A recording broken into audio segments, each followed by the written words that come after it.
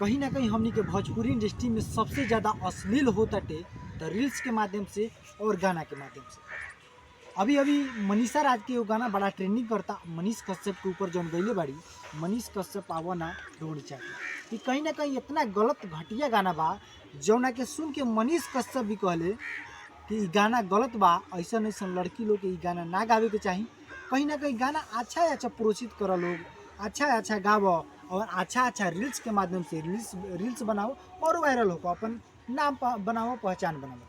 लेकिन आजकल जो की रील्स लोग बनावता कचरा गाना पर घटिया तरीका से रील्स के प्रोत्साहित करता दर्शक में, और दर्शक भी का करो लोग वहू लोग जब एक बार देख लेता लोग कि हेंग रील्स आवता तो उहे देखल चाहता लोग। अच्छा रील्स बनावल जाए ओकरा बाद में चलत नहीं के। तो अभी हमनी के संगे एगो लड़की बाड़ी जौन की एकदम यूपी बिहार झारखंड में तहलका मचा के रखले बड़ी अपना डांस के माध्यम से, वो भी रील्स बना के आई यहाँ से जाने का प्रयास करता नहीं आखिर कैसे रील्स बनावे ली और कैसे वायरल हो गई। सबसे पहले राहुल स्वागत हमारे चैनल में। आपका भी स्वागत है आपका चैनल में। अच्छा रहुआ पता ही राहुल नाम का बा? गीतांजलि कुमारी। गीतांजलि जी, तो मैंने जैसे कि ये लोग के मन कैलक अश्लील बनावे के तो अश्लील बना दिल लोग ना, अश्लील मन कैलक गाना गावे के तो अश्लील गा दिल। तो ये सबसे कहीं ना कहीं समाज में गलत संदेश जागता कि नहीं जाग रहा है जात बा जी। तो मतलब ये लोग के ई ना लगता कि जैसे कि अश्लील गावता लो, अश्लील रील बनावता लो तो कितना दिन चली लो, अच्छा करी लो जैसे मनीष कश्यप जी बाड़े ना जी, बोले अच्छा अपन काम को आगे बढ़ल बाड़े जी जी।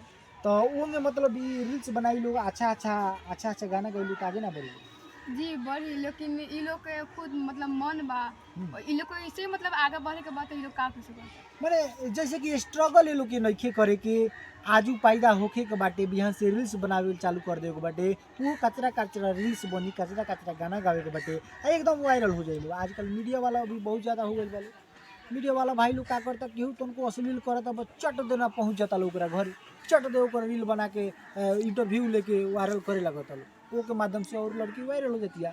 लेकिन जी अच्छा कंटेंट बनावता, जी अच्छा वीडियो बनावता, जी अच्छा गाना गावता, वो लोग के लगे मीडिया वाला पहुँचत नहीं थे, कबो नहीं खलो पहुँचे। देखिए ये लड़की जो उनकी बाड़ी इतना अच्छा गाना पर रील्स बनावेली, वायरल भइल बड़ी कहीं ना कहीं अपना खुद के अपना दम पर, और इनका लगे बहुत कम मीडिया वाला लोग आई काहे कि अश्लील नहीं कैले, कचराई नहीं कैली।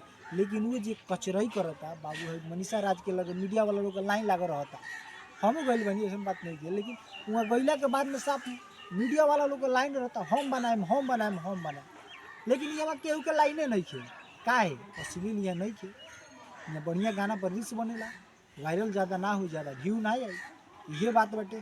तो कहीं ना कहीं पब्लिक लोग भी चाहता कि मतलब हम अश्लील देखें, तो पब्लिक लोग की कुछ कहेंगे,